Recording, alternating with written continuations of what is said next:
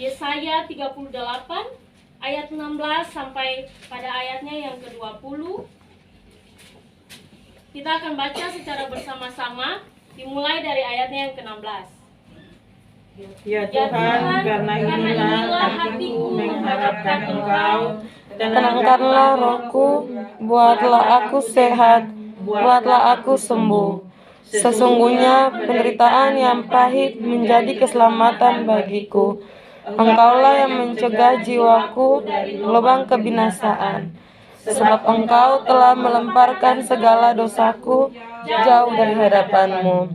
Sebab dunia orang mati tidak dapat mengucap syukur kepadamu, dan maut tidak dapat memuji-muji Engkau. Orang-orang yang turun ke liang kubur tidak menanti-nanti akan kesetiaan-Mu. Tetapi hanyalah orang yang hidup, dialah yang mengucap syukur kepadamu. Seperti aku pada hari ini, seorang bapa memberitahukan kesetiaan-Mu kepada anak-anaknya. Tuhan telah datang menyelamatkan aku. Kami hendak main kecapi seumur hidup kami di rumah Tuhan. Demikianlah firman Tuhan kita di sore hari ini. Ya Bapak Ibu serta anak-anak yang diberkati Tuhan, Shalom. Shalom. Di saat hari ini kita tanpa disadari, tanpa terasa, kita sudah melewati bulan Maret dan kita sudah masuk pada bulan baru, bulan April. Semasa perjalanan hidup kita di bulan kemarin tentu kita mengalami berbagai macam proses persoalan hidup, dinamika pergumulan hidup yang kita jalani. Baik itu dalam keluarga, tempat-tempat pekerjaan kita, maupun di tempat lingkungan dimanapun kita berada. Tempat-tempat pendidikan bagi anak-anak, tempat perkuliahan bagi kita mahasiswa.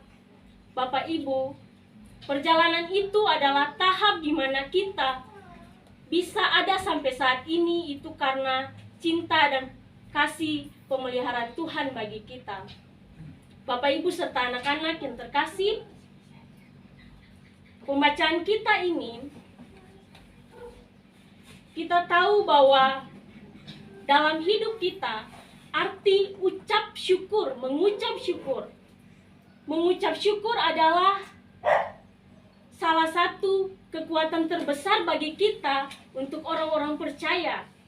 Tetapi mengucap syukur sering kali dipertanyakan. Bagaimana kita bisa mengucap syukur sedangkan kita menderita, sedangkan kita mengalami berbagai macam dinamika persoalan hidup.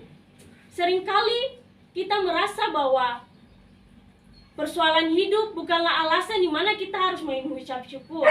Itu realitas yang terjadi dalam kehidupan kita. Kita punya alasan kenapa sampai harus kita mengucap syukur.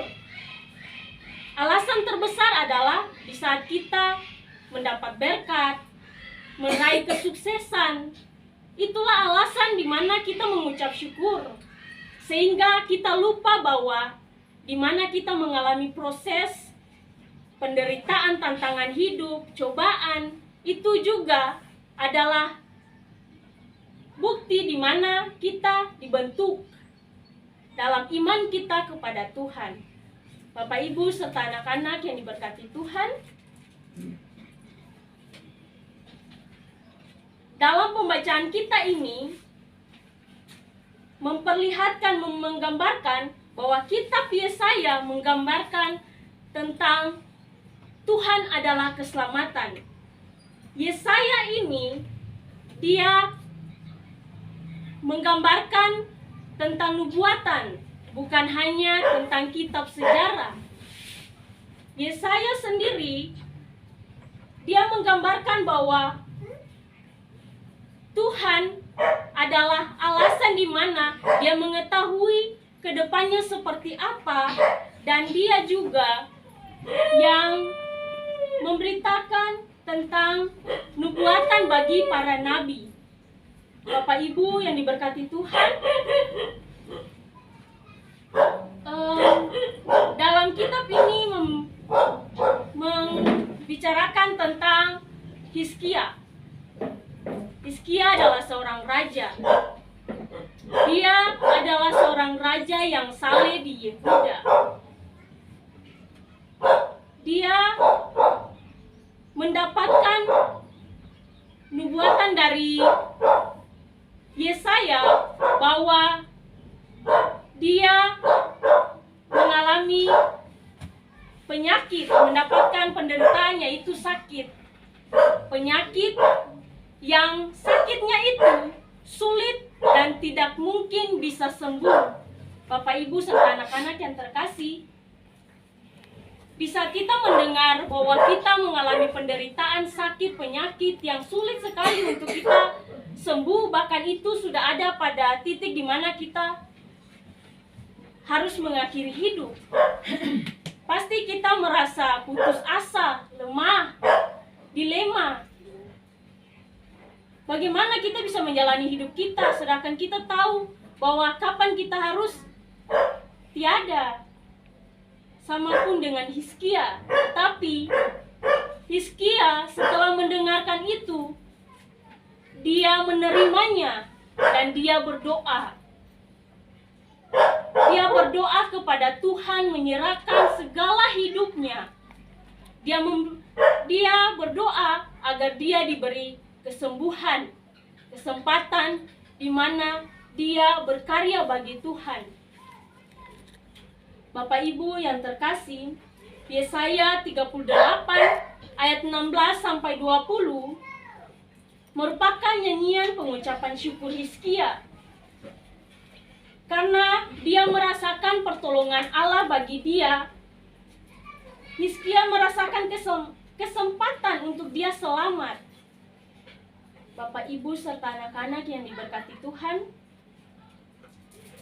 hal lain juga dalam konteks teks ini, pada saat pemerintahannya, dia itu juga mengalami ada pertentangan di dalam kehidupan mereka yang membuat dia harus melayani dan harus bertanggung jawab atas orang-orang Yehuda pada saat itu. Bapak, Ibu yang terkasih dan anak-anak, Allah memberi kesempatan hidup bagi Hizkia itu selama 15 tahun lagi. Bapak, Ibu, saat dia mendengar bahwa dia mendapatkan penyakit bara, itu adalah penyakit di mana susah sekali untuk sembuh. Tetapi dia percaya karena pertolongan Allah dia sembuh. Nah, dari situ Hizkia mulai semasa hidupnya dia terus setia kepada Tuhan. Karena Tuhan begitu baik bagi dia. Walaupun di tengah penderitaan yang dia alami, itu bukan menjadi salah satu alasan untuk dia menyalahkan Tuhan atau bertentangan dengan Tuhan. Tetapi dia menyerahkan seluruh hidupnya kepada Tuhan. Sehingga waktu dia untuk menjalani kehidupannya itu didasari sebagai kesempatan untuk bersekutu, memuji, dan bersaksi bagi Tuhan pada ayatnya yang ke-19 dan ke-20. Dengan kita tahu bahwa hari ini kita mendapatkan tema mingguan itu bersorak dan memuji Allah dalam penderitaan. Jadi kita selaku Persekutuan Unit 2 Sektor Nazaret, saya yakin bahwa kita datang dengan berbagai macam pergumulan hidup kita. Banyak sekali tantangan yang kita hadapi.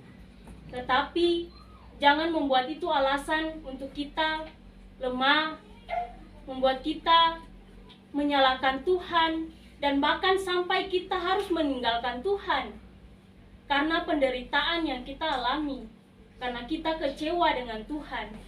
Bapak, Ibu, serta anak-anak yang diberkati Tuhan, seharusnya itu harus menjadi kesempatan di mana kita mau dibentuk, diubah menjadi orang yang benar-benar memiliki iman sungguh kepada Tuhan dalam keadaan dan situasi apapun. Kita dapat berkaca dari sikap Hizkia yang penuh doa dan merendahkan diri di hadapan Tuhan. Ia tetap setia sebagai hamba Tuhan. Dia mengerti bahwa kesembuhan akan datang sesuai dengan kehendak Tuhan.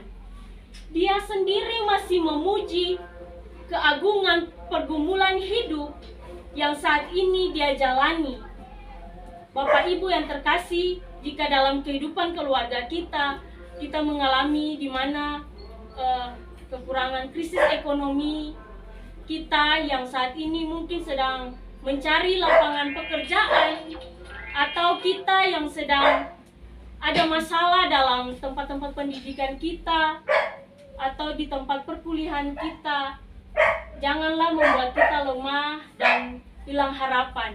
Tetapi dalam penderitaan ini, marilah kita tenangkan hati kita dan berdoa, menyerahkan semuanya kepada Tuhan serta memuji Tuhan. Memang semua itu tidaklah mudah, tetapi kita yakin bahwa waktu Tuhan untuk kita itu tak pernah sia-sia jika kita menanti pertolongannya, karena Tuhan akan memenuhi janjinya, pertolongannya akan ada bagi kita. Kita tahu bahwa dalam kehidupan juga, dalam minggu sengsara yang kelima ini, Tuhan Yesus telah lebih dulu menderita bagi kita. Jadi tidaklah ada alasan bagi kita menderita sedikit lalu kita goyah. Bapak Ibu, kita ada sampai saat ini karena pengorbanan Tuhan di tiang kayu salib bagi kita. Sehingga janganlah membuat kita lemah dan putus asa. Kita tahu bahwa kita saat ini selamat itu karena Tuhan, dan bagaimana kita mau menyerahkan hidup kita sepenuhnya, mau dipakai Tuhan dalam seluruh hidup kita. Bapak Ibu, ada satu lirik lagu yang mengatakan begini: kuatkanlah hatimu, lewati setiap persoalan. Tuhan Yesus selalu menopangmu. Jangan berhenti harap padanya.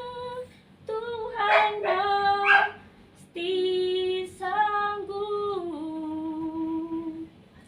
Tangannya takkan terlambat untuk mengangkatmu.